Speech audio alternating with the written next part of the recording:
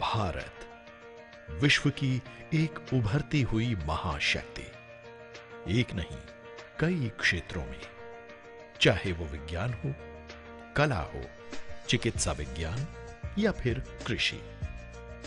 आजादी के बाद लगभग 7 दशकों में देश ने हर क्षेत्र में प्रगति की है और प्रगति के इस इंजन को रफ्तार दी है हमारे किसानों और कृषि वैज्ञानिकों ने। देश के लगभग 61% भूभाग पर खेती होती है और ये आवश्यक भी है, क्योंकि जब देश के नागरिकों को भरपेट खाने को नहीं मिलेगा, उनकी सोचने की शक्ति भी अपनी पूरी क्षमता हासिल नहीं कर पाएगी। किसी भी फसल का भरपूर उत्पादन प्राप्त करने के लिए उत्कृष्ट बीजों का प्रयोग अत्यंत महत्वपूर्ण है। यदि बीज की गुणवत्ता उत्तम होगी तो उपज में 20 से 25% तक की वृद्धि सुनिश्चित की जा सकती है। मानव पुराने समय से ही अच्छे और उत्तम बीज का महत्व समझता रहा है। उत्कृष्ट बीजों के जरिए न केवल बढ़िया क्वालिटी की उपज होती है, बल्कि साथ ही उपज की ज्यादा मात्रा के कारण किसान की आय में भी वृद्धि होती है। शायद इन्हीं बातों को ध्यान में रखते हुए एक पुरानी कहावत मशहूर है, जैसा बोओगे वैसा काटोगे।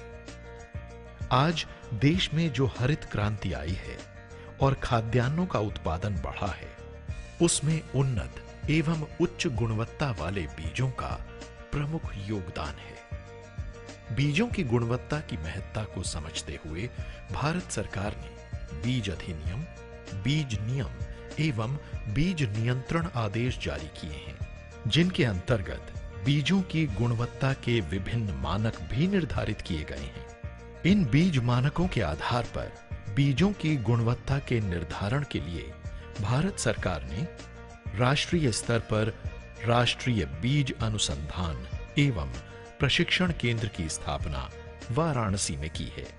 इसके अतिरिक्त राज्य सरकारों ने भी अपने प्रदेशों के विभिन्न क्षेत्रों में राज्य बीज परीक्षण प्रयोगशालाएं स्थापित की हैं। इसके अलावा निजी क्षेत्रों की बीज उत्पादक संस्थाओं ने भी गुणवत्ता युक्त बीज के उत्पादन एवं विपणन को सुनिश्चित करने के लिए बीज परीक्षण प्रयोगशालाएं स्थापित की हैं। गुणवत्ता युक्त बीज उत्पादन हेतु बीज प्रसंस्करण एवं बीज परीक्षण अति महत्वपूर्ण चरण है।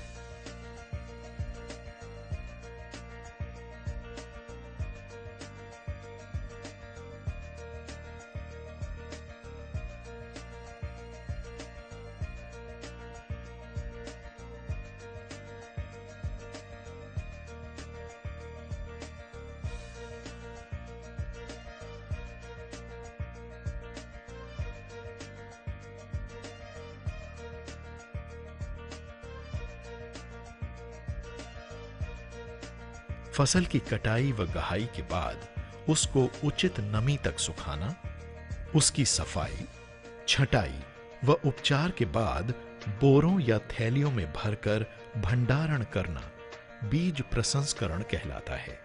बीज प्रसंस्करण प्रक्रिया में बीजों को सर्वप्रथम उचित नमी तक सुखाया जाता है, जिससे वो भंडारण के दौरान खराब न हो। बीज प्रसंस्करण प्रक्रिया में बीज शुष्कन, बीज क्लीनर ग्रेडर, खांचेदार बेलन पृथक्कारक, अपेक्षित गुरुत्व पृथक्कारक, बीजोपचारक तथा बीज पैकिंग इत्यादि मशीनों का प्रयोग किया जाता है। इन मशीनों द्वारा बीजों की सफाई करके उसमें से भूसा, कूड़ा, मिट्टी आदि को अलग कर लिया जाता है, जिससे शुद्ध बीज का प्रतिशत बढ़ जाता है।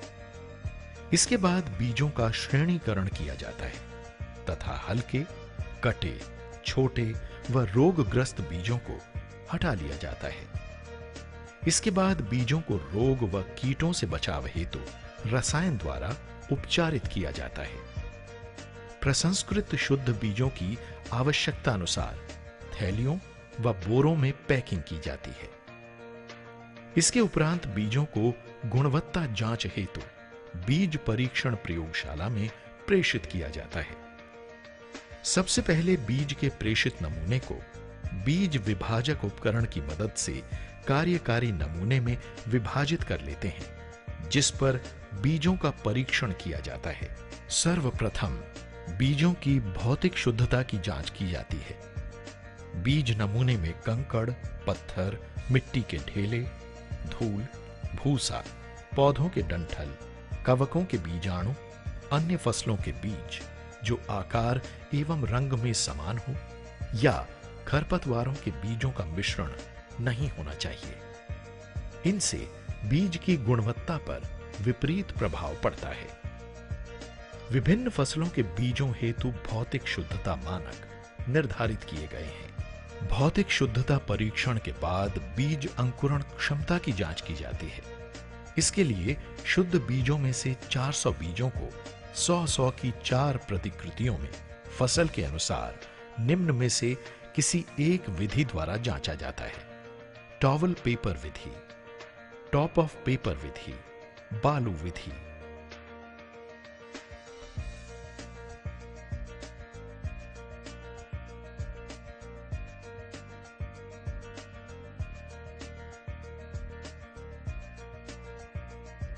उपरोक्त विधियों में बीज नमूने को निर्धारित तापमान एवं आर्द्रता पर निश्चित समयावधि तक वृद्धि कक्ष में रखते हैं।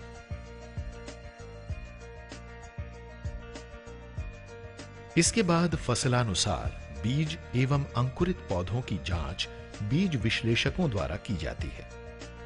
अंकुरित पौधों को सामान्य पौध, असामान्य पौध, कठोर बीज, ताजे अनंकुरित एवं मृत बीजों की श्रेणी में विभाजित करते हैं। सामान्य एवं कठोर बीजों की संख्या मानकों के अनुरूप होने पर ही बीज को आदर्श बीज की श्रेणी में रखा जाता है और ऐसे बीज को ही फसल उत्पादन हेतु प्रयोग में लाना चाहिए। अतः उत्कृष्ट बीज प्रयोग करके किसान अच्छा फसलोत्पादन करके अपनी आर्थिक स्थिति मजबूत कर सकते हैं। अंकुरण के अलावा बीज नमी भी बीज गुणवत्ता निर्धारित करने का प्रमुख मानक है। समुचित बीज नमी होने पर भंडारण के दौरान बीज जनित रोगाणुओं की वृद्धि कम होती है और बीज की भंडारण क्षमता बढ़ जाती है।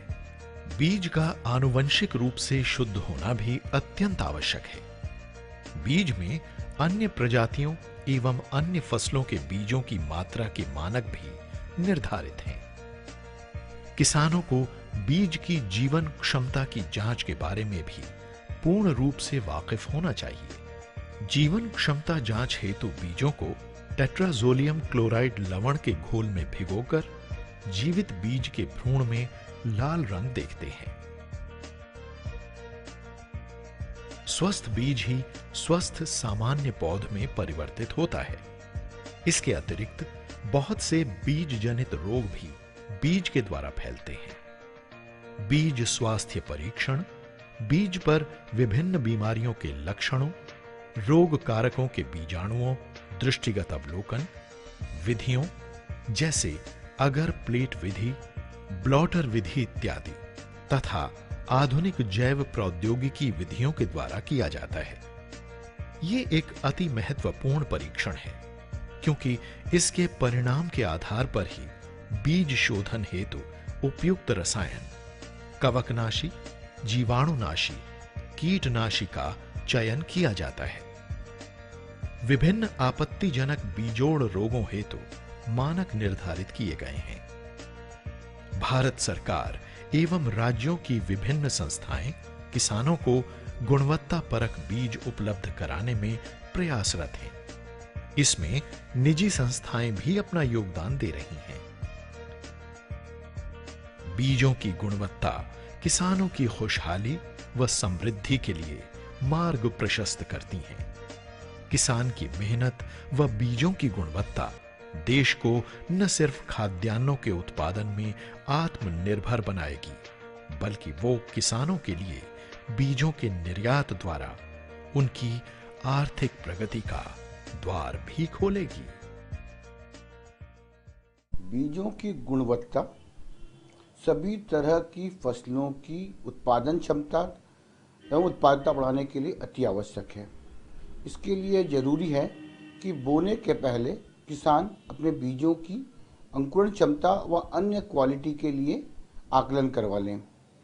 अच्छा होगा कि किसान भाई अपने नज़दीक की बीज प्रशिक्षण प्रयोगशाला में जाकर बीजों की गुणवत्ता की जांच करवाएं और ये पता करें कि इसकी अंकुरण क्षमता ठीक है या नहीं, और उसी हिसाब से बीजों की क्षमता को लेकर बीजों का उपयोग करें।